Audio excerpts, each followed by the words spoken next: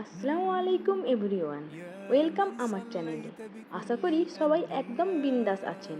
আচ্ছা, আপনাদের যদি বলি একদিনে, তাও মাত্র কয়েক ঘন্টার মধ্যে পুরো পৃথিবী ঘুরে আসা সম্ভব? পাসপোর্ট ভিসা কিচ্ছু লাগবে না। বিশ্বাস হচ্ছে না তো? আজকে আপনাদের এমন এক জায়গায় নিয়ে যাব যেখানে পা দিলেই আপনি এক লাফে ইন্ডিয়া থেকে আমেরিকা আর আমেরিকা থেকে সোজা চায়না চলে যেতে পারবেন। হ্যাঁ, আমার ভাই চলে গেছে দুবাইয়ের বিখ্যাত গ্লোবাল ভিলেজে। আর আজকে আমরা গাড়ি নিয়ে রওনা দিচ্ছি সেই গ্লোবাল ভিলেজের উদ্দেশ্যে। এই যে দেখুন, আমাদের 4 চাকা রেডি, আর আমরাও একদম হাই স্পিডে যাচ্ছি। পুরো ভিডিওটা দেখতে থাকুন, কারণ আজকে চরম মজা হতে চলেছে।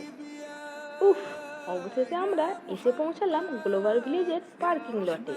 ভাইরে ভাই, এ তো পার্কিং লট নয়, এ যেন গাড়ির মহাসমুদ্র। এখানে যদি কেউ নিজের গাড়ি পার্ক করে নাম্বার ভুলে যায়, তাহলে তাকে নতুন গাড়ি কিনে বাড়ি ফিরতে হবে। নিজের গাড়ি আর খুঁজে পাবে না। যাই হোক, এবার এন্ট্রান্সের দিকে যাওয়া যাক। গেটটা দেখছেন, জাস্ট অসাধারণ। মনে হচ্ছে কোনো রাজপ্রাসাদে ঢুকছি।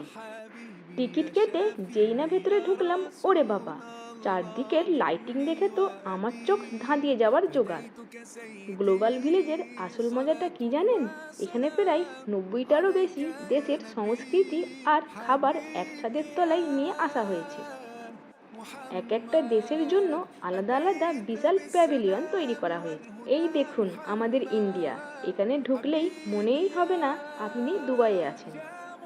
সেই চেনা ভিড়, চেনা গন্ধ আর জামা কাপড়ের দোকান। আর এই দেখুন, এটা হলো তুর্কি প্যাভিলিয়ন। এখানে ভাই গিয়েছিল আইসক্রিম খেতে। আপনারা তো জানেনই, তুর্কি আইসক্রিম ওলারা আইসক্রিম দেওয়ার আগে কীরকম নাচায়। ভাইকে তো আইসক্রিম দেওয়ার নামে যা নাচানো নাচালো না। আইসক্রিমটা হাতে পাওয়ার জন্য ভাই এমনভাবে হাত বাড়াচ্ছিল, মনে হচ্ছিল যেন ট্রফি জিতে গেছে। শেষমেশ আইসক্রিমটা যখন পেল, ভাইয়ের মুখের এক্সপ্রেশনটা দেখার মতো ছিল। বন্ধুরা, প্যাভিলিয়ন ঘুরে জামা কাপড় তো অনেক দেখা হলো। এইবার চলুন আপনাদের গ্লোবাল ভিলেজের আসল খতরনাক জায়গায় নিয়ে যাই, কার্নিভাল এরিয়া।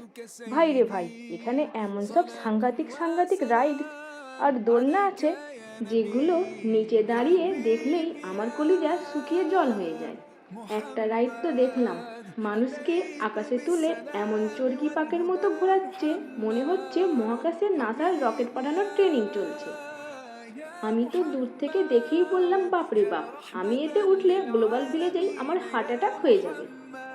ভাই অবশ্য অনেক বীরত্ব দেখিয়ে একটা রাইডের দিকে যাচ্ছিল, কিন্তু টিকিটের লাইনে দাঁড়িয়ে ওপরের লোকজন চিৎকার শুনে এমন ইউটার্ন নিল যে সোজা এসে আইসক্রিমের দোকানে থামলো। রাইডসের ভয় কাটিয়ে একটু এগোতেই চোখে পড়ল এই দারুণ সিনটা। এই যে দেখুন, মাটির নিচ থেকে আচমকা লাইটিং করা জলের ফোয়ারা লাফিয়ে উঠছে। কি চমৎকার একটা পরিবেশ! আর এই জলের ফোয়ারাগুলোর পেছনে ছোট ছোট বাচ্চারা যেভাবে লেগে পড়েছে না, জাস্ট দেখার মতো। জলটা মাটি থেকে বের হওয়ার আগেই বাচ্চারা বুঝে যাচ্ছে কোথা থেকে বের হবে। তারা গিয়ে জলের ওপর ঝাঁপিয়ে পড়ছে, জলটাকে ধরার চেষ্টা করছে, আর জলটাও যেন ওদের সাথে লুকোচুরি খেলছে।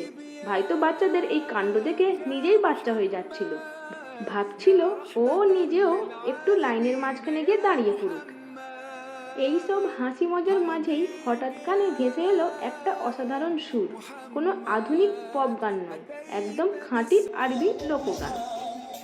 সামনে গিয়ে দেখি একজন শিল্পী স্টেজে দাঁড়িয়ে তার দরদি গলায় লাইভ আরবি গান গাইছে। উফ, গানটা যদিও আরবি ভাষায়, যার এক বর্ণ আমি বা ভাই বুঝতে পারছি না, কিন্তু সুরটার মধ্যে এমন একটা জাদু আছে না, জাস্ট গায়ে কাঁটা দেয়। এই মরুভূমির দেশে রাতের রঙিন আলোয় ব্যাকগ্রাউন্ডে যখন এইরকম একটা সুন্দর আরবি গান লাইভ চলে, তখন মনে হয় হ্যাঁ, এইবার সত্যিই দুবাই ফিল করছি। গানটা শুনে ভাই তো কোমরে হাত দিয়ে মনে মনে নিজেকে আরবের শেখ ভাবতে শুরু করে দিয়েছিল। ঘুরতে ঘুরতে পেটে তো এবার ইঁদুর ডন বৈঠক দেওয়া শুরু করেছে। গ্লোবাল ভিলেজে এসে যদি আপনি ডায়েট করার কথা ভাবেন, তাহলে আপনার মতো বোকা আর কেউ নেই। এখানে এত রকমের খাবার আছে যে কনফিউজ হয়ে যেতে হয়।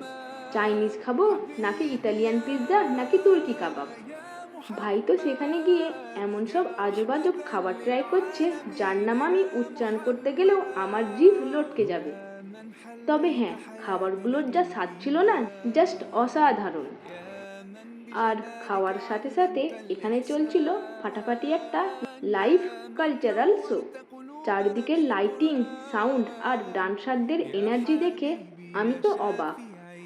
দেখতে দেখতে প্রায় রাত হয়ে গেল, কিন্তু গ্লোবাল ভিলেজের এনার্জি যেন কমছেই না। যতই রাত বাড়ছে, আলো আর মানুষের ভিড় ততই বাড়ছে। সত্যি বলতে, একদিনে এতগুলো দেশ ঘুরে ফেলা, তাদের সংস্কৃতিকে কাছ থেকে দেখা, এ এক অদ্ভুত এবং দারুণ অভিজ্ঞতা। পা দুটো ক্লান্ত হয়ে গেছে ঠিকই, কিন্তু মনটা একদম খুশিতে ভরে গেছে। তাহলে কেমন লাগলো দুবাইয়ের গ্লোবাল ভিলেজের এই ভার্চুয়াল ট্যুর? কমেন্ট করে অবশ্যই জানাবেন কিন্তু।